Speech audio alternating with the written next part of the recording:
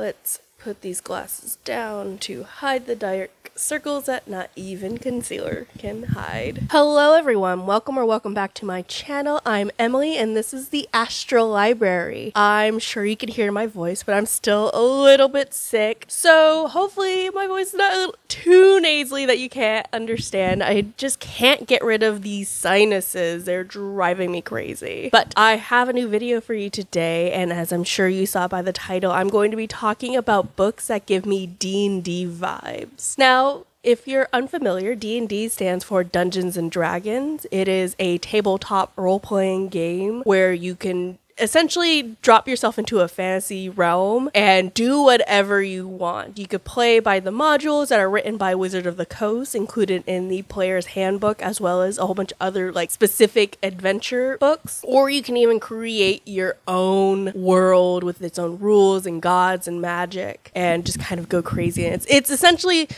like if you wanted to be in Lord of the Rings, you can be in Lord of the Rings. So D&D is something I started probably around 5 or 6 years ago when I was in the middle of my undergraduate degree, and it's right around the time that Stranger Things came out, which I'm sure is a very common story for the modern resurgence of D&D. But I was always interested in D&D, but I never knew like how to play it or like exactly what it was, and until I saw Stranger Things and I got more of an idea of like what the game was, and because of its popularity, a whole bunch of people started playing again. And one of those people were my friend Jack. Before, I was told that D&D was something that was like very private and like you couldn't intrude on. And when my friend Jack started playing with a whole bunch of our other friends, I asked like, oh, is it okay if I like watch a game? Like I know it's really private. And he kind of looked at me funny and he's like, Emily, what are you talking about? Of course, come watch us play. We'd love to have you. So I went and I watched everyone play, and they looked like they're having such a fun time and the characters were really interesting and everyone was laughing, and I just fell in love right then and there. I started attending more and more of the sessions, just kind of sitting back and watching, not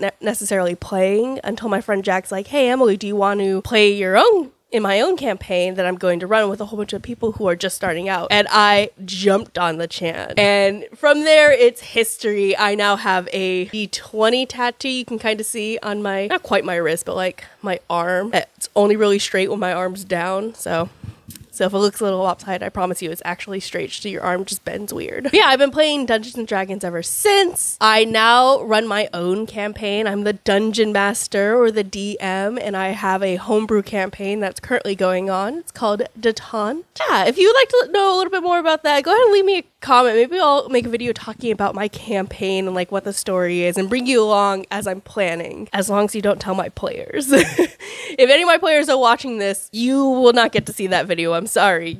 You're gonna get spoilers. It's not okay.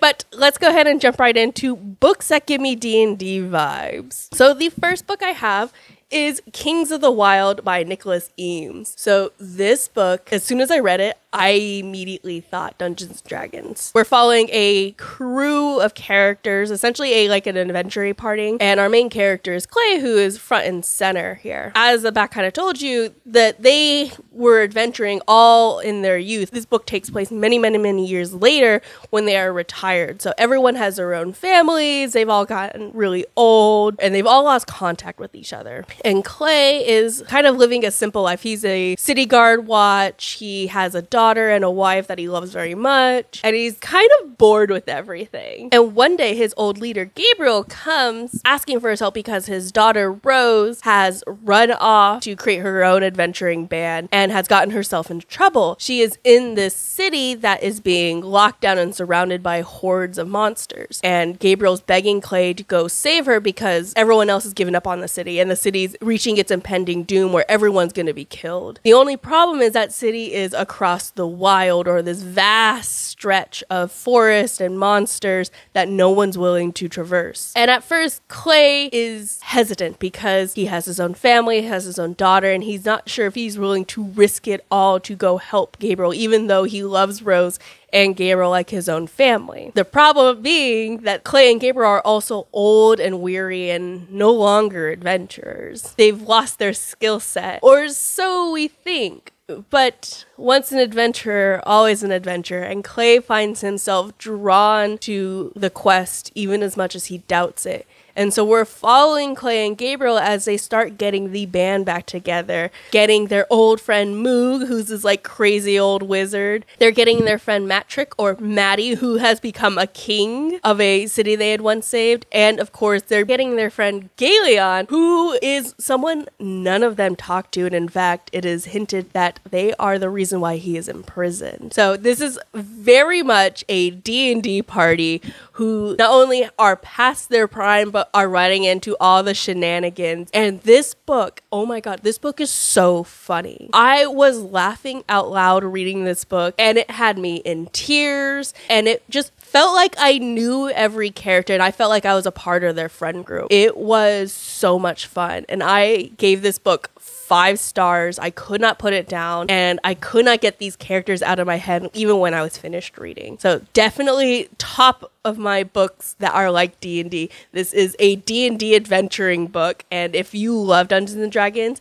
I highly recommend reading Kings of the Wyld. In a similar vein, going with Kings of the Wyld, I also recommend Bloody Rose. So Bloody Rose is also by Nicholas Eames, and it's a companion book to Kings of the Wyld. But instead of following our old adventuring party, we're now following Rose, the daughter from the first book. Let me go ahead and read you the synopsis. Live fast, die young. Tam Hashford is tired of working at her local pub, slinking drinks for world-famous mercenaries and listening to the bard sing of adventure and glory in the world beyond her sleepy hometown. When its biggest mercenary band of all, led by infamous Bloody Rose, rolls into town, Tam jumps at the chance to sign on as their bard. It's adventure she wants, and adventure she gets as the crew embarks on a quest that will end in one of 2 ways, glory or death. It's time to take a walk on the wild side. So yes, so we're following Rose through the perspective of their bard. And I believe this book is following the time of Rose trapped in the city and kind of what is going on during the events of the first book. And how does she get to where she is, and what is going on while Clay and our boys are trying to rescue her. We catch a glimpse of her towards the end of the first book, and we kind of saw the aftermath. So there's a elven prince that she seemed really close with. But I have not read this book.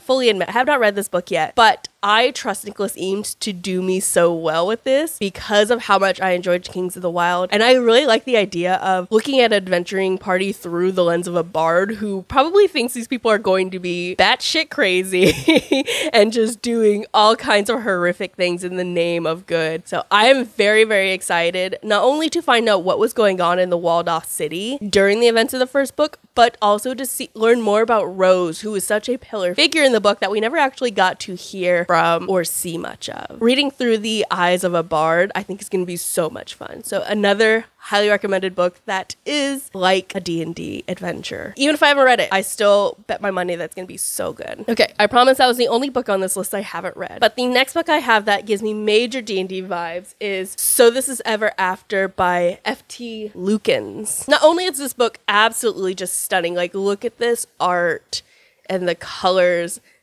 As you could tell, it is magical. And more than that, it is a gay romance, which I'm just such a fan of. We love seeing more representation on this channel and in our books. This book is following another adventuring party, but it is post the big climax of the series and of the mission. So they had stormed the castle and are trying to save the princess, only to find out that the princess has been dead this entire time. And by taking over the kingdom and sitting themselves on the throne, they enact a curse. And this curse essentially says that sitting on the throne, the king, our main character Eric, has to marry someone or else the curse will kill him. So, of course, who's left to marry but his friends? So he is going through his companions trying to figure out who is he gonna fall in love with marry before this curse can kill him. But of course, things aren't that easy. Eric is very much in love with one of his companions already. And so now he has to figure out if that companion loves him back, or is he going to have to fall to one of his other friends as a backup plan, or is he going to perish? This is not miscommunication necessarily, but it is just like hilarious obliviousness.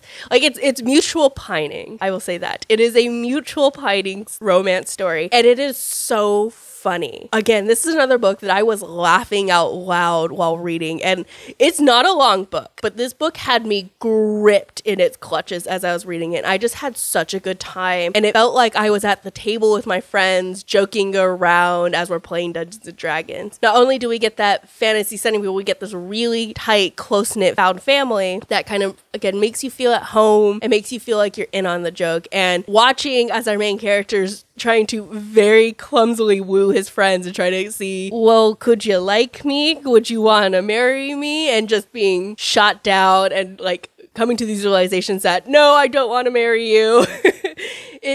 It's so funny. But on top of all the like hilarity of it, it still really packed a powerful punch in its angsty moments. I thought was just going to be a lot of laughs, but it really did tug at my heartstrings in those moments where it got serious and we're watching Eric kind of as the months ticked out and he's desperately trying to figure out what to do while also not wanting to trap any of his friends with him because this is his problem and he doesn't want to drag them down. Again, highly recommend this book. And not only is it just a gorgeous cover with great representation, but the characters, as you see on the back, are also really fun individuals with their own personalities, and again makes you feel like you're playing Dungeons and Dragons without having to necessarily find the people to play with. All right, next on this list are kind of my bit of a stretch book, so they not necessarily give me entirely D&D vibes, but I can definitely see like Dungeons and Dragons campaigns from them. The first being specifically 10 Arrows of Iron by Sam Sykes, which is the second book in the Grave of Empire series. Now you might be like, Emily, why the hell are you recommending me a second book in a series? And to that I say, you're right, it's kind of odd. But I adore this series, and while the first book is very like Dungeons and Dragon-y, it is not until this second book that we're kind of getting involved in a heist that it really kind of fits that Dungeons and Dragons campaign feeling. How do I describe this book without spoiling it? So in this book we follow Sal the Cacophony after she's kind of pissed everyone off after the events of the first book. And so she's on the run from the two powers of this world, the Imperium, which is a mage-led empire, and the Rebellion, a human-led organization that is fighting against the mage-led rule. And so having pissed both of them off, Sal's got very little places to go and places to hide. But instead of lying low, she is approached by someone asking her to join a heist to steal a powerful object from the 10 Arrows, a fleet of these like mechanical warships that are known to bring destruction. And of course, Sal, being the destructive chaos gremlin she is, hops on board in order to figure out what is going on. So as you can kind of tell from that little synopsis, that this is very much a heist book, which is just peak D&D, if you must ask. What is a D&D group and campaign if you're not at least stealing one thing in a heist? But what really makes me categorize this book in particular as D&D is that Sal is such a balls to the wall character. Like, she is brassy and kind of crude, but she's extremely fun and she could tell a story. So Sam Sykes is very masterful in how he crafts this book. Not necessarily that it's like overly complicated and like amazing writing, but in the sense that he is really drawing you in and it makes you feel like you're listening to the story that Sal is telling you, because these books are stories within stories, and it's so interesting to read because Sal's commentary, again, is just so much fun, and she feels like a typical D&D kind of character. The magic system in this is also really interesting. We have mages who, to use their powers, they must sacrifice something every chance, but the more they use their magic, the more that the higher that sacrifice becomes. It is such a great system with really interesting ways of how these characters not only use the magic, but looking at the lines in which that characters are willing to use that magic. Because as we see that sometimes the use of the magic is not worth the consequence, especially the more you use it and the more of a weapon you let yourself become. This is an amazing book with, again, just a great cast of characters. I wouldn't necessarily say everyone's a good character. Sal in particular is very much a morally gray protagonist, but every character has their flaws and their kind of virtues, and it's really interesting to see who is necessarily right in these scenarios. This is a great series that's going to have you questioning your own sense of morality of what's right or wrong, which I feel is like a major part in at least how I like to play D&D, giving my players character choices that they have to make in terms of, well, where are you going to stand? There is no necessarily right or wrong answer, only what you do in the moment and the consequences that follow. And for the last book for this little mini list, I have The Six of Crows by Leigh Bardugo. This is probably the one I would say is the most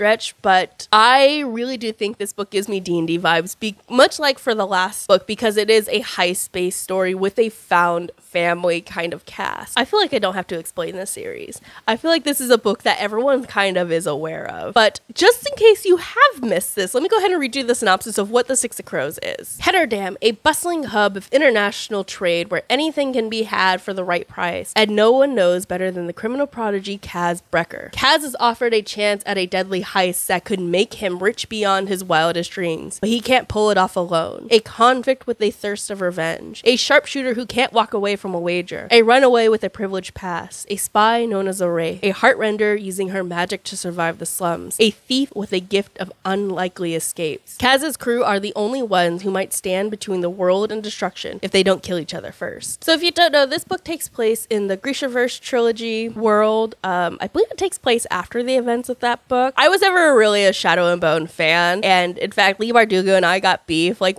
I don't necessarily like her writing, and other than Six of Crows and its sequel, Crooked Kingdom, I'm not a huge fan of Leigh Bardugo's writing, but there's just something about the Crows and this heist plotline in general that really pulls me in. And the cast of characters we have in here are just so diverse from each other, and each with their own really interesting backstory and moments that we get to see develop among these two books because it is a duology. I'm usually not a fan of multi-perspective stories. In fact, I usually hate them because I just don't care about every character. I could care less about what one person is doing when I want to get back to what person A is doing. But in Six of Crows, Leigh Bardugo actually manages to really draw you into every character, what's going on, because not only are we getting different parts of the heist through each character's perspectives, but we're really learning about their backstories and kind of how they ended up here with the Crows and kind of what are they trying to accomplish with this heist and what are they hoping to get out of it, because everyone has their own motives for going along with Kaz's crazy plan. It's not all out of loyalty to Kaz, though for some it is. It's not all for the money, though for some it is. Everyone has their own motivation that is drawing them to this moment and kind of bringing them in. But more than that,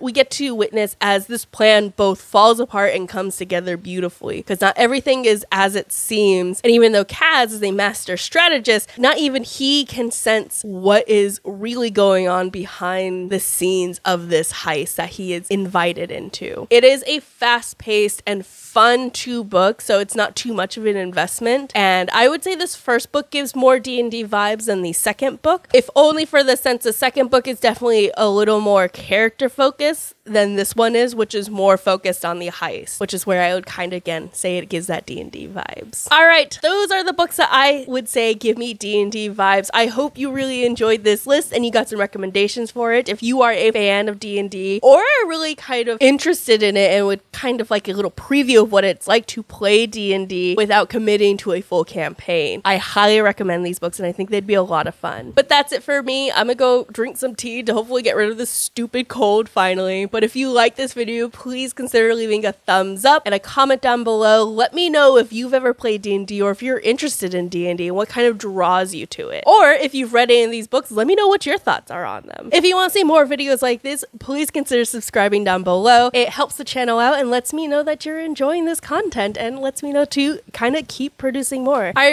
really enjoy making these videos, so I hope you guys are enjoying watching them. But that's it for me. I will see you guys in the next one. Bye!